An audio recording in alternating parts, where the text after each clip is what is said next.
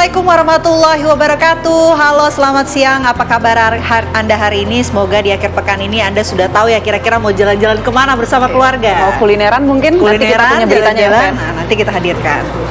Nah, namun sebelum berita yang seru-seru seputar weekend, kami punya berita dari Pati, Jawa Tengah, pemirsa.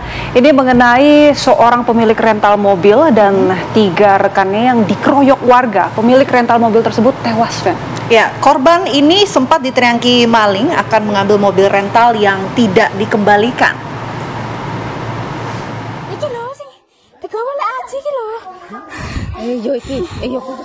Nasib malang dialami pemilik rental mobil berinisial BH, 52 tahun, warga Cempaka Baru, Kemayoran, Jakarta Pusat.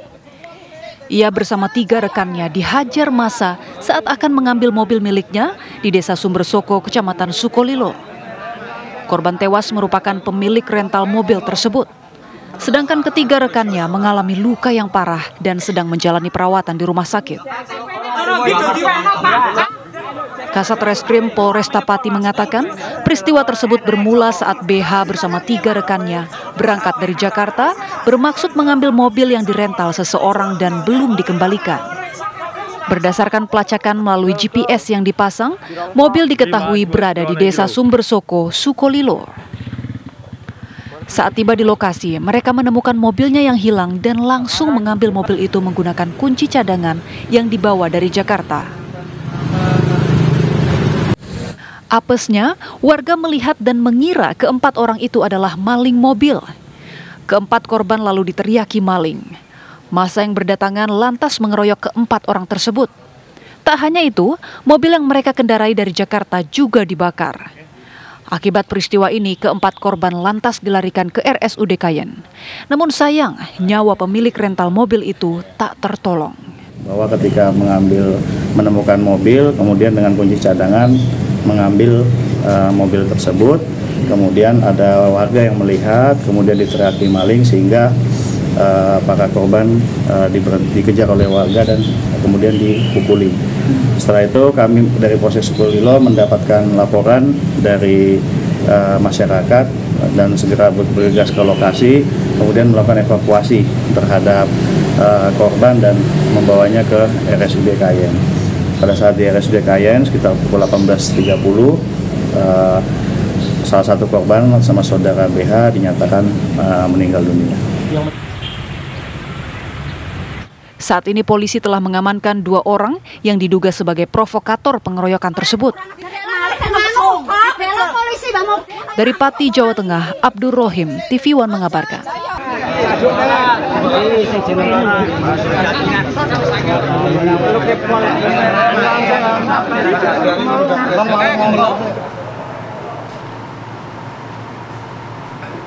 Ya, kami hadirkan informasi berikutnya untuk Anda, pemirsa. Ini viral di media sosial, di mana Kepala Desa dari Besoangin Utara bernama Baharudin Tanu dari Kecamatan Tutar, Sulawesi Barat. Ini sempat curhat ke Presiden Republik Indonesia Joko Widodo berkaitan dengan akses jalan desanya yang sudah puluhan tahun rusak parah.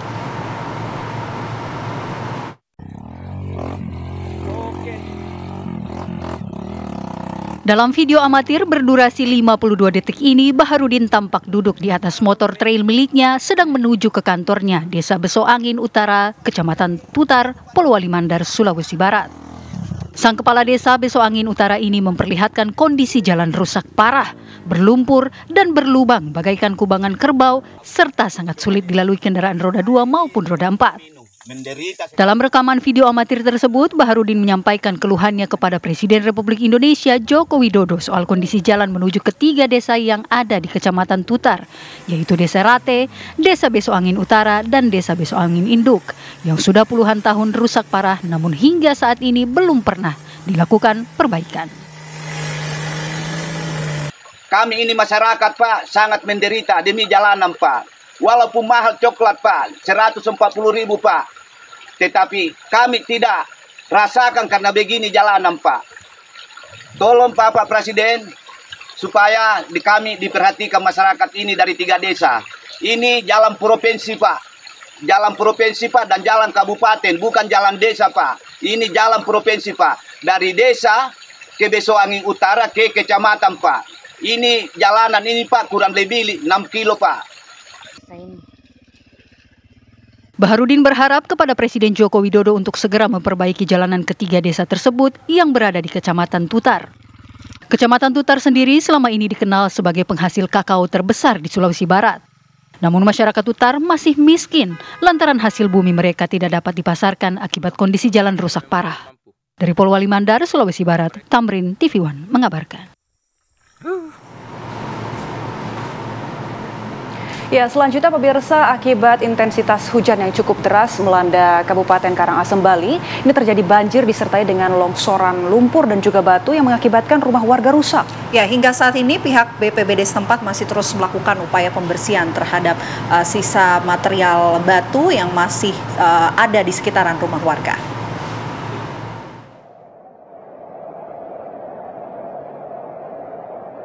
Beginilah kondisi banjir yang melanda Kabupaten Karangasem, Bali pada Jumat kemarin.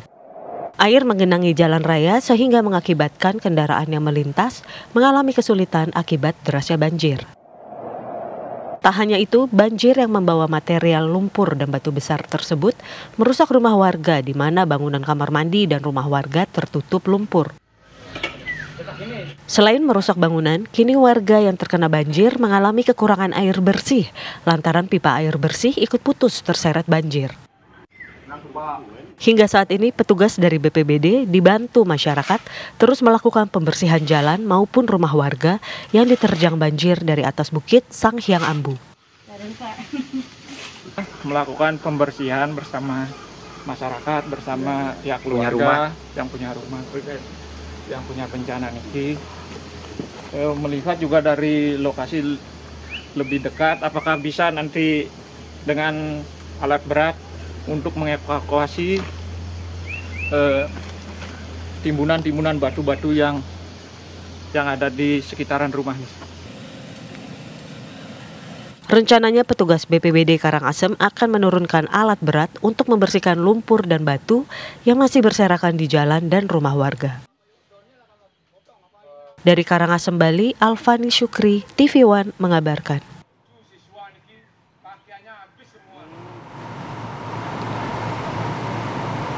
Kita beralih ke informasi lainnya pemirsa. Ini media sosial kembali dihebohkan dengan adanya video yang merekam aksi tak senonoh antara ibu dan anak kandungnya. Ya, pelaku warga Bekasi ini sudah diamankan oleh pihak kepolisian Polda Metro Jaya dan dugaan sementara pelaku ini diiming-imingi oleh seseorang yang dikenal melalui media sosial.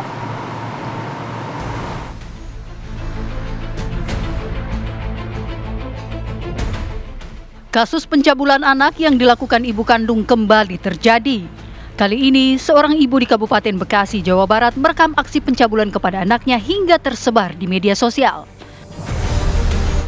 Pencabulan yang dilakukan oleh seorang ibu berinisial AK 26 tahun kepada anaknya sendiri yang berusia 10 tahun itu terjadi pada Desember 2023 di sebuah rumah yang ada di wilayah Cilengsi, Bogor, Jawa Barat. Dalam video tersebut, pelaku memaksa kepada anaknya yang masih di bawah umur itu untuk melakukan aksi tidak senonoh. Tidak lama setelah video asusila viral, polisi langsung mengamankan pelaku di kawasan Cilengsi, Bogor, Jawa Barat. Kabid Humas Polda Metro Jaya, Kombes Pol AD Arisham Indradi mengatakan pelaku nekat mencabuli anaknya karena desakan faktor ekonomi serta adanya ancaman dari akun Facebook yang saat ini masih diburu aparat kepolisian. Laman Facebook ini sama dengan laman Facebook yang ditangani oleh Subdit Siber, sama. Ternama Ica ya, nama akunnya. Setelah dia DM gimana caranya dapat duit, tersangka diminta oleh akun Facebook Ica ini untuk melakukan persetubuhan, merekam persetubuhannya dengan anaknya. Nah, disepakati, dikirimlah video itu ke Facebook Ica itu. Kemudian setelah ditagih-tagih tidak dibayar. Sementara itu, keluarga AK mengaku kaget dengan beredarnya video tersebut. Pihak keluarga tidak menyangka jika anggota keluarganya mencabuli anaknya sendiri. Keluarga pun berharap polisi segera menangkap pelaku yang mengancam anggota keluarganya hingga menyebabkan AK melakukan aksi asusila terhadap anaknya sendiri. Dari Jakarta dan Bekasi, Jawa Barat, Robin Freddy Suryo Daryono, TV One mengabarkan.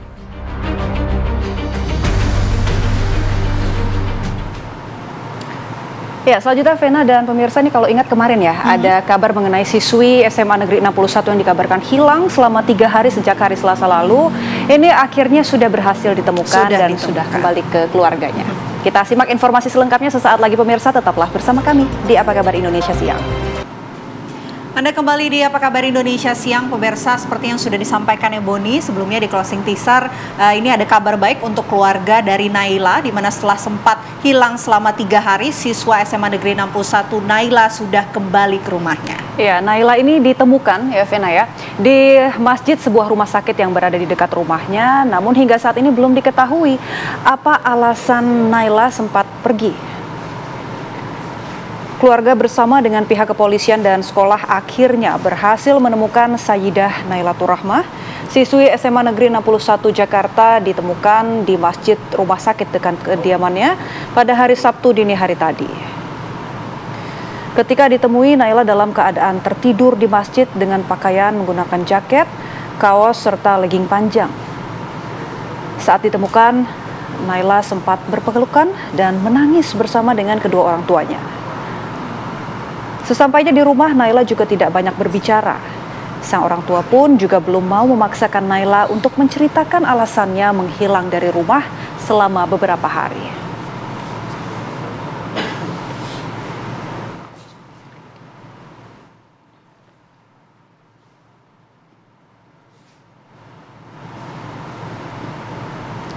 Ya, dan pemirsa, untuk mengetahui cerita lebih lengkapnya bagaimana akhirnya Naila ini bisa ditemukan oleh pihak kepolisian dan juga keluarga, kami akan ajak Anda bergabung dengan rekan kami Fahada Indi yang saat ini sudah berada di kediaman Naila dan akan berbincang langsung dengan orang tua Naila. Selamat siang Indi, silahkan dengan laporan Anda. Selamat siang Boni dan juga pemirsa, betul sekali ya, ini merupakan kabar bahagia karena sebelumnya ini Naila atau Ananda Sayyidah Nailatur Rahmah yang sebelumnya dikabarkan hilang selama kurang lebihnya 3 hari akhirnya bisa ditemukan dan saat ini kondisinya dalam keadaan baik bersama dengan keluarganya atau sudah kembali ke tempat tinggalnya. Nah, mengenai kasus atau kronologi dari hilangnya Naila, saya ingin menanyakan langsung kepada pihak keluarga yang mana ada di samping saya ini ada kedua orang tua dari Naila, yakni Bapak Andri Saputra selaku ayah dari Naila dan Ibu Fatiroh ya selaku ibu dari Ananda Naila. Bapak dan juga Ibu, tentunya kami menyampaikan rasa syukur juga, kami turut bersyukur karena Ananda Naila akhirnya bisa kembali ke rumah bersama dengan keluarga tercinta. Pak, tapi sebelumnya boleh kami ketahui saat ini kondisi Mbak Naila itu seperti apa ya Pak Andri? Ya, kalau dari secara fisik itu sehat, tidak kurang suatu apapun. Nah, untuk itunya kita masih menunggu dia dalam keadaan stabil ya. Kita belum bisa maksakan nih, tidak menanyakan apa-apa juga, tidak menanyakan macam-macam. Jadi biarkan dulu dia bahagia. Nah, jadi kita belum bisa memastikan itu penyebabnya apa. Gitu. Baik, tapi kondisi dari Bapak dan Ibu sendiri tentunya sebelumnya sangat kaget ya Pak, karena sempat kehilangan dari Ananda Naila. Kondisi Ibu dan Bapak saat ini seperti apa Pak? Ya, kita pertama senang ya, bahagia karena sampai 4 hari meninggalkan kita ya. Siapa namanya orang tua yang ditinggalkan anak, tidak sedih, tidak khawatir. Kita sampai makan dan minum aja kita tidak selera ya, ini namanya anak gitu. Jadi kita terus berdoa, terus mengucapkan terima kasih kepada semua pihak, kepolisian, dinas pendidikan, masyarakat, media. Akhirnya anak kami bisa ditemukan. Itu saja. Ya. Ini Mbak Naila akhirnya ditemukan bersama dengan tim gabungan, tapi tentu orang tua adalah yang pertama kali melaporkan kehilangan dari Naila. Boleh diceritakan pada saat awalnya akhirnya melaporkan kehilangan dari Mbak Naila ini kronologinya seperti apa? Mungkin Ibu Fatiroh? Ya. Jadi begini, pada Selasa 4 Juni 2024 ketika sore menjelang saya pulang kantor, menjelang ke rumah, saya menghubungi Naila untuk memastikan apakah sore itu Naila sudah berada di rumah. Ini adalah satu pertanyaan atau rutinitas saya setiap hari ketika saya pulang kantor, memastikan bahwa Naila memang sudah berada aman di rumah, tidak di luar rumah atau mungkin main-main gitu. Nah, pada saat saya sampai di rumah sekira jam 6 kurang 15 menit, ternyata Naila tidak ada di rumah. Dan sebelumnya juga saya sudah mengkomunikasikan, menanyakan hal tersebut melalui WhatsApp, tapi tidak ada respon. Sehingga saya berpikir, oh mungkin ini karena baterainya habis atau memang dia sedang tidur tapi dimatikan gitu kan. Jadi saya tidak ada firasat apapun ya. Saya yakin Naila sudah ada di rumah. Kembali lagi tadi setelah sekira jam 6 kurang 15 menit sebelum maghrib, ternyata saya tidak mendapatkan Naila berada di rumah. Tapi saya berharap, masih berpikir setidaknya nanti maghrib atau selepas maghrib Naila ada di rumah, karena biasanya memang kalau ada tambahan atau mengikuti kegiatan eskul dia agak sedikit terlambat. Tapi setelah maghrib lewat dari 6.30 tidak ada, saya langsung berinisiatif sendiri untuk menghubungi ibu guru wali kelasnya, menanyakan apakah di sekolah ada aktivitas tambahan setelah jam belajar yang kemudian siswa pulang terlambat ya, karena saat ini Naila tidak berada di rumah dan ponselnya tidak aktif gitu. Akhirnya ibu ini melaporkan pada hari Selasanya, betul ya? Iya, pada hari Selasa juga, tapi memang udah sore gitu. Tapi kemudian Bu, bagaimana sampai ini Mbak Naila ini bisa akhirnya ditemukan oleh Pak Andri ya, langsung ya Pak menemukan Mbak Naila pada saat itu di salah satu masjid di rumah sakit di Jakarta Timur. Seperti apa Pak? Ya, kita kan sudah dapat berapa titik dari berapa pihak kepolisian, pihak masyarakat ada yang membantu. Nah, kita mencoba menyisir titik-titik yang koordinat yang dikeluarkan polisi oleh masyarakat, dan siapapun yang memberikan itu, yang namanya orang tua ya, apapun akan kita lakukan untuk membantu mempercepat proses penemuan anak kami. Dan itu sudah sampai ke Jatinegara, kemana saja, dan terakhir itu sampai ke masjid, salah satu masjid di Jakarta Timur, iya Pondok Gede. Tapi sampai saat ini untuk alasannya masih coba diobrolkan dengan Mbak Naila. Sampai hari ini kita belum berani, karena nanti kan kita juga sudah berkoordinasi dengan salah psikolog, bimbing konseling, jangan sampai diberi pertanyaan yang berat-berat dulu, dibuat enjoy dulu katanya. Ya udah. Saat ini pihak keluarga sedang memberi waktu juga ya untuk Ananda tercinta. Baik, terima kasih Bapak dan juga Ibu. Dan pemirsa, saat ini juga saya berada bersama, maksud kami, dengan Bapak Budi Awaludin selaku PLT dari Kepala Dinas Pendidikan Provinsi DKI Jakarta yang saat ini juga sedang mengunjungi kediaman dari orang tua Naila. Selamat siang Pak Budi. Selamat siang Mbak. Pak Budi, ini saya ingin mengkonfirmasi, Mbak Naila ini merupakan siswa di SMA Negeri 61 Jakarta Timur, betul ya Pak? Iya, betul, di SMA 61 kelas 10 ya, di Jakarta Timur. Pihak Dinas Pendidikan ikut melakukan pencarian terhadap Ananda Mbak Naila ini? Ya, tentu ini juga merupakan tanggung jawab kami Dinas Pendidikan. Oleh karenanya kami juga peduli. Ini juga adalah salah satu aset kita kan. Nah, kita nggak mau kejadian ada seperti ini. Nah, kita juga melalui wali kelas Bu Nurbayati dan juga kepala sekolah Bu Sri ya, kita lakukan. Kita juga koordinasi dengan juga kepolisian, semuanya mencari, dan bahkan kita berdoa bersama ya di sekolah teman-temannya. Dan alhamdulillah kita sangat bersyukur pada kemarin ya, pagi-pagi kita mendapat info bahwa Naila sudah ketemu. Namun ada hal yang menarik di sini, yaitu pertama doa seorang ibu. Jadi ibu itu ternyata tadi waktu kita dialog di malam-malam, tengah malam dia berdoa bahwa ingin menemukan berdoa kepada Allah anaknya nggak jauh kemana-mana, kalau bisa ada di masjid. Dan alhamdulillah ini ketemu di masjid, ini luar biasa banget. Nah ini suatu hal yang kekuatan doa seorang ibu. Dan yang kedua juga kami tadi orang tua juga ingin minta klarifikasi. Ya, klarifikasinya adalah bahwa kita belum tahu motifnya saat ini seperti apa, karena memang Naila nggak bisa saat ini, belum kita lakukan dialog dan kita biarkan dulu untuk beristirahat. Nah, karena info yang beredar saat ini adalah dengan berbagai macam ya informasi itu adalah tidak benar. Ya, misalkan mulai dari di sekolah banyak tuntutan, ya dipindah paksakan ke sekolah SMA 6 oleh orang tua. Nah ini sebenarnya suatu informasi yang tidak benar tadi orang tua menyatakan. Baik, terima kasih Pak Budi atas informasinya. Tentu saat ini untuk alasan masih belum bisa ditanyakan oleh pihak keluarga kepada Ananda Naila, tapi tentunya keluarga bersyukur dan juga bahagia ya karena Ananda Naila sudah kembali bersama dengan keluarga di kediamannya di kawasan Durensawit, Jakarta Timur. Sementara itu, Ibu, yang bisa kami sampaikan kembali ke studio. Ya, tidak hanya keluarga dari Naila saja yang bersyukur, tapi seluruh masyarakat Indonesia termasuk kita juga turut bersyukur ya atas ditemukannya Naila dalam kondisi sehat. Terima kasih Fahada Indi atas laporan Anda. Dan pemirsa, kami jeda terlebih dahulu. Apa kabar Indonesia Siang akan kembali saat lagi untuk Anda. Terima kasih Anda masih menyaksikan Apa Kabar Indonesia Siang, pemirsa. Persoalan mengenai tumpukan sampah ini kembali terjadi di kota Yogyakarta. Ya, bahkan kini gunungan sampah menjadi pemandangan yang biasa terlihat di titik tengah kota Yogyakarta. Tidak hanya di kawasan depan Pasar Demangan yang menjadi lokasi penumpukan sampah, sejumlah lokasi lain di tengah kota Yogyakarta pun kembali marak terdapat tumpukan sampah. Seperti halnya di kawasan Kota Baru, tepatnya di depan kantor RRI Kota Baru. Sampah yang menggunung karena ditumpuk-tumpuk menjadi persoalan baru, terutama karena dampaknya berupa bau sampah yang meruap tak sedap. Hal ini terjadi lantaran persoalan pembuangan akhir sampah yang tak kunjung selesai.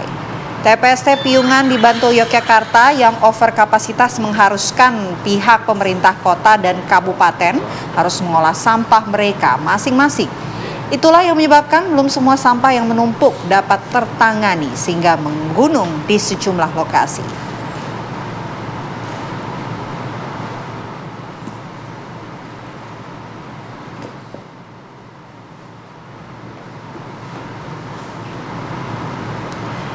Ya, lalu seperti apa penanganan gunungan sampah di sejumlah titik di Yogyakarta? Kita tanyakan langsung kepada rekan kami pemirsa Arga Dumadi yang saat ini berada di Yogyakarta.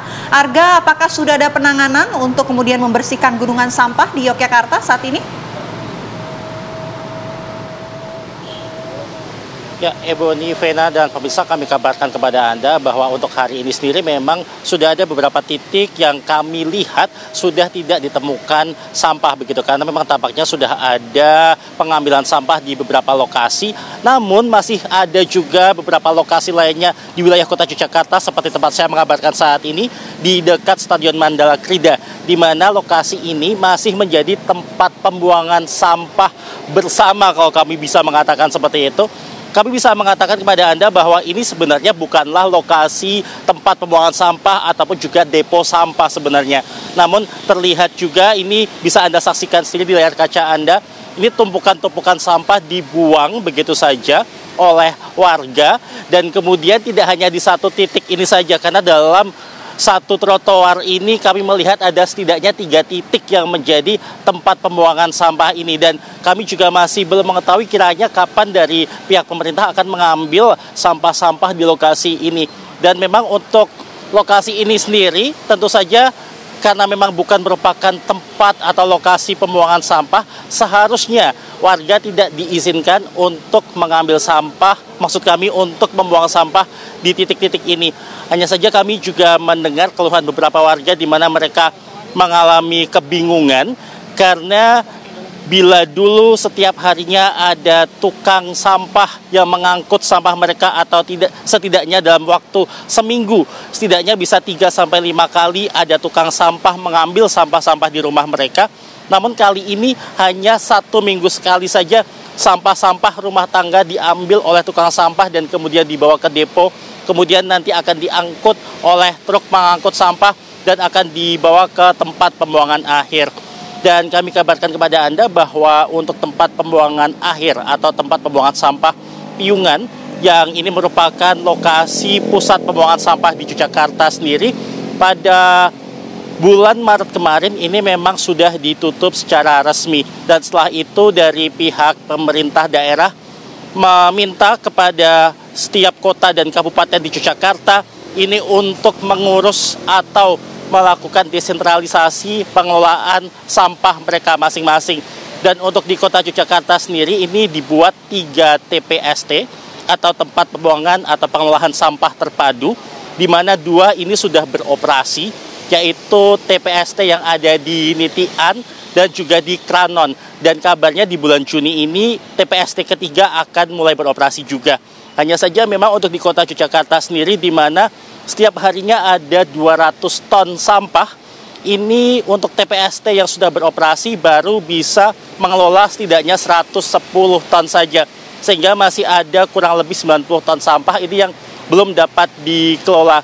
Dan untuk sementara ini, sekitar 1 minggu belakangan ini juga tempat pembuangan akhir yang berada di Piungan ini dibuka untuk sementara waktu. Dan ini merupakan tindakan yang diambil mengingat bahwa ada banyak titik di kota Yogyakarta dan juga sekitarnya ini yang menjadi tempat pembuangan sampah dadakan.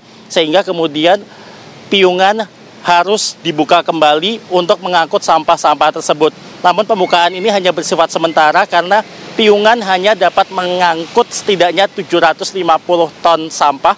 Dan untuk hari ini tercatat sudah 500 ton sampah ini ditampung di TPA Piungan. Mengingat bahwa sejumlah titik yang menjadi tempat pembuangan sampah dadakan ini juga merupakan titik-titik yang cukup vital bagi pariwisata Yogyakarta. Misalnya adalah di dekat alun-alun, kemudian juga ada di dekat Kepatihan atau kantor Gubernur Daerah Istimewa Yogyakarta, dan kemudian juga ada di kawasan yang menjadi lokasi penjualan kuliner seperti di Jalan Kiai Haji Ahmad Dahlan. Untuk sementara demikian, kembali ke Jakarta. Baik, terima kasih Arga Dumadi melaporkan langsung dari Yogyakarta. Tentunya ini selain jadi PR pemerintah juga harus ada kesadaran ya dari semua warga. Segera ada penanganan tentu. Betul. Nah, pemirsa, sesuai janji kami di awal program tadi bahwa kami akan menyajikan sejumlah rekomendasi kuliner untuk akhir pekan Anda, tidak hanya dari Jakarta tapi juga dari Medan, Sumatera Utara. Selengkapnya sesaat lagi. Anda kembali di Apa Kabar Indonesia Siang, Boni dan juga pemirsa. Ini cuaca lagi terik-teriknya. Kalau terik-terik gini enaknya minum yang segar-segar. Yang segar, bener, Fer. Es campur enak kali ya, Boni? Enak. Nah, ini kebetulan di Medan ya, Sumatera Utara, ada salah satu kafe di kawasan Pasar Petisah yang punya beragam jenis ataupun menu minuman segar. Kita lihat ada apa aja menunya.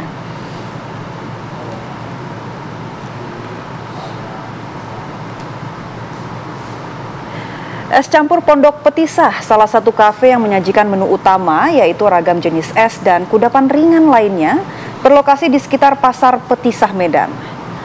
Tempat ini menyajikan ragam olahan es seperti es campur, es salju, es teler, es koteng, es kacang merah, dan banyak lagi. Sesuai dengan namanya, dalam satu porsi es campur misalnya, terdiri dari beragam campuran seperti kacang merah, tapai, cincau, jagung, dan banyak lagi. Tentu untuk menambah nikmat rasa harus ditambah gula aren dan santan. Harganya juga terjangkau pemirsa, yaitu mulai dari Rp19.000 hingga Rp22.000 per porsi. Selain menikmati aneka es campur, pengunjung juga bisa memilih aneka makanan seperti sate padang, bakso, nasi goreng, hingga mie sop ayam. Ini siang-siang, sore-sore, tanggal merah emang paling cocok makan yang seger-seger, minum yang seger-seger, makannya juga ada bakso loh. Iya, bakso apa sate nih, Fen?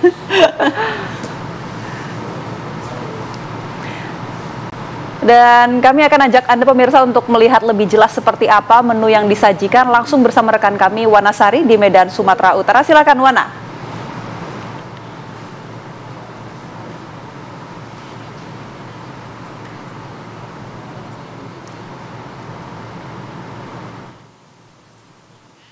Akan lebih enak bila kita menikmati ataupun menikmati kudapan-kudapan yang tidak terlalu berat seperti es campur atau menu-menu lainnya seperti sate. Nah, kebetulan di tempat saya mengabarkan saat ini yaitu di Cafe Es Campur Pondok Petisah Medan. Di etalase tempat saya mengabarkan saat ini dari tadi sibuk sekali loh pemirsa, dan pengunjung yang datang kemari juga tak henti-hentinya memesan es campur aneka es persisnya yang disajikan di sini. Saya coba mau pesan nih, Bang. Selamat sore. Ini ada menu apa aja? Selamat sore, Kak. Di sini ada es campur, es koteng, es teler, es salju. Wah, yang paling laris apa, Bang? Kalau untuk best sellernya di sini es campur. Kalau yang seger-seger dia ada es koteng sama es salju. Wah, saya penasaran sama es campur dan es saljunya. Jadi saya pesen dua ya, Bang ya? Iya, boleh ya? Boleh. Oke, boleh ya Bang ya disajikan di meja yang sana ya. Nah, pemirsa, sejak kami datang ke sini, pengunjung yang datang ke kafe ini rasanya tidak henti-hentinya ya, datang silih berganti dan memesan aneka menu yang disajikan di sini, dan melihat tampilannya saja ini sudah tergiur gitu ya, akan nikmat, ataupun rasanya pasti akan nikmat sekali, apalagi bila dinikmati ketika sore hari begini. Nah, saya kebetulan ingin berbincang dengan salah satu pengunjung yang ada di sini. Selamat sore, dengan siapa? Sore, dengan Nadra. Nadra. Nah, Nadra ini pesan apa tadi di sini? Tadi pesan es campur sama es koteng ya, Mam? Sama es kotengnya. Seberapa sering sih makan di sini? Lumayan sering sih, Kak. Kira-kira sebagai pelanggan tetap gimana rasanya? Rasanya ya enak, Kak. Lain aja dari es campur yang lain. Oke. Yang di pinggir-pinggir jalan yang lain. Oke, nah kemudian secara harga, kira-kira terjangkau nggak sih? Harganya terjangkau. 18.000 ya, 18.000 Kak. Oke, terima kasih Nadra. Wah, ini kayaknya di atas meja banyak ya menu yang dinikmati ya. Selamat menikmati menunya, dan pemirsa kebetulan saya juga sudah memesan makanan yang tadi saya order duluan ya di depan ya, seperti es campur, kemudian ada es salju juga. Nah, saya penasaran ini seperti apa ya namanya, kenapa disebut es salju. Nah, es campur ya Bang, es saljunya boleh dipesan ya. Oke. Nah, seperti ini pemirsa looknya. Ini es campur yang saya pesan. Dan di sini tentunya kalau saya pesan makanan tidak akan lengkap kalau saya tidak memesan makanannya begitu. Nah, di sini saya kebetulan tertarik dengan sate Padang. Wow. Bisa dilihat ya pemirsa. Jadi selain sate Padang, di sini juga ada kudapan-kudapan ringan yang lain ya. Seperti ada mie sop ayam, kemudian ada bakso, kemudian ada mie goreng sampai nasi goreng. Nah, kita akan coba es campurnya dulu ya pemirsa. Wow, ini ada tapai. Kemudian ada dawetnya, dan di sini juga ada kacang merah. Saya mau coba. Bismillahirrahmanirrahim. Rasanya segar sekali pemirsa.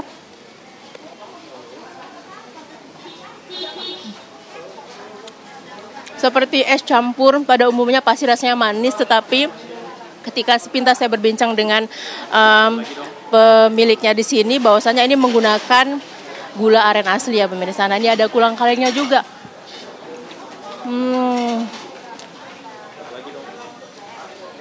Kulang kalengnya juga nggak keras loh pemirsa, lembut sekali. Nah, ini tadi yang namanya es salju. Wow, tampilannya ternyata segar sekali ya.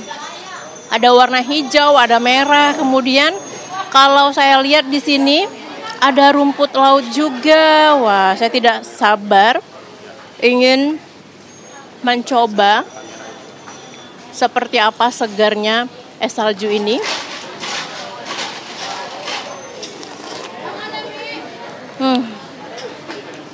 Jadi rasanya tidak terlalu manis. Kemudian ini ada longan. Wow, pasti enak sekali.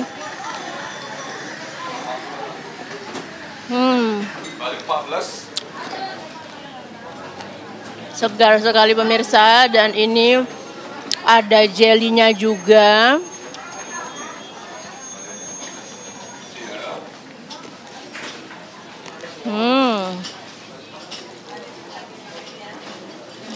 Enak sekali. Jadi tampilan tidak menipu ya pemirsa. Jadi looknya saja sudah menarik, pasti rasanya juga enak. Coba lagi ya. Ini ada rumput lautnya.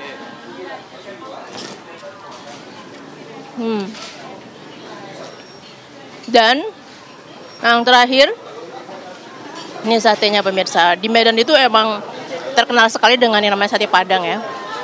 Ini saya pesan sate ayam.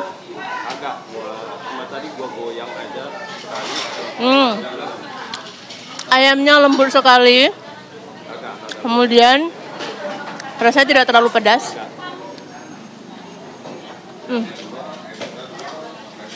Dan tentunya menikmati kudapan, harganya juga tidak terlalu mahal ya. Jadi seperti es ini mulai dari 18.000 sampai 22.000 saja. Kemudian sate ini juga harganya sangat terjangkau, hanya berkisar 15 sampai 20.000 saja. Nah, begitu kira-kira Ebony dan teman-teman di studio bagaimana suasana kulineran di Kota Medan. Apalagi sore-sore seperti ini, enaknya menikmati menu yang saya sajikan seperti ini.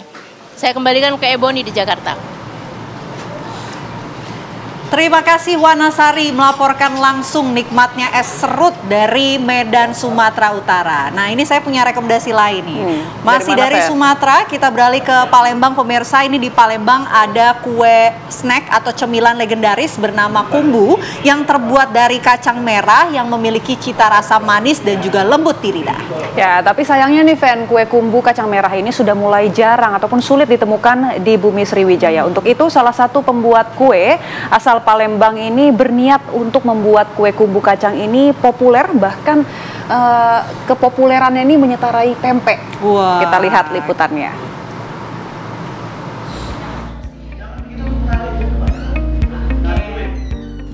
Tak bisa dipungkiri, kumbu, makanan khas Palembang saat ini jarang ditemui. Namun, salah satu pembuat kue di kawasan Talang Jambe, Palembang, Dwi Astuti, menjadikan kue kumbu sebagai ide usahanya. Rasanya yang manis dan lembut menjadikan kue kumbu dapat dinikmati sebagai camilan menemani kopi ataupun teh. Untuk membuat kue kumbu yang sempurna dibutuhkan waktu selama 5 jam. Langkah awal, siapkan bahan utama kacang merah yang direbus selama 30 menit. Setelah matang, kacang merah digiling halus. Adonan kacang merah lalu diberi krimer, gula, kelapa muda parut yang dicampurkan secara merata. Terakhir, sebelum dimasukkan ke loyang persegi, kumbu disangrai sampai kering dan siap dinikmati. Dwi Astuti mengaku ia sudah menjual kue kumbu sejak 2022 lalu. Hal ini didorong banyaknya masyarakat yang mencari kue lokal satu ini. Kumbu buatan Dwi Astuti selalu banjir pesanan baik dalam kota maupun luar daerah hingga menghabiskan 30 kg kacang merah untuk 100 loyang kumbu. Kue kumbu dijual Rp75.000 per loyangnya dan bisa dipesan melalui online atau datang langsung ke gerai yang berada di kawasan Talang Jambe, Palembang. Rasanya lembut, enak, gurih dari khas Palembang. Harganya gimana? Harganya mahal? Harganya terjangkau lah. Jadi tuh aku tuh pengen menciptakan produk-produk lokal tapi yang berbeda dari yang lainnya. Nah, makanya saya tuh berpikir kayaknya kumbu itu pas kan. Tapi kalau kumbu biasa kan udah banyak yang jual kan. Nah, makanya saya agak modifikasi. Nah pemirsa, jika Anda berkunjung ke Palembang, dapat menikmati menu kue kumbu yang tak kalah lezatnya dengan kuliner khas Palembang yang lainnya. Dari Palembang, Sumatera Selatan, Ganda Kopatra, TV One mengabarkan.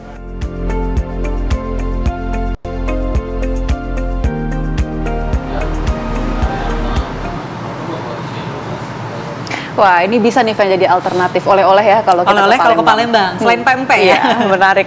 Nah pemirsa, apa kabar Indonesia Siang masih akan kembali tentunya dengan sejumlah informasi menarik untuk Anda. Tetaplah bersama kami. Ya, tidak terasa pemirsa 60 menit sudah saya dan juga Ebony menemani Anda di Apa Kabar Indonesia siang hari ini. Tapi Anda jangan khawatir karena saat lagi masih ada program TV One lainnya yang bisa Anda saksikan. Saya Vena Kintan. Dan saya Anggia Ebony mewakili rekan-rekan yang bertugas pamit undur diri. Terima kasih atas kebersamaan Anda. Sampai jumpa. Jumpa.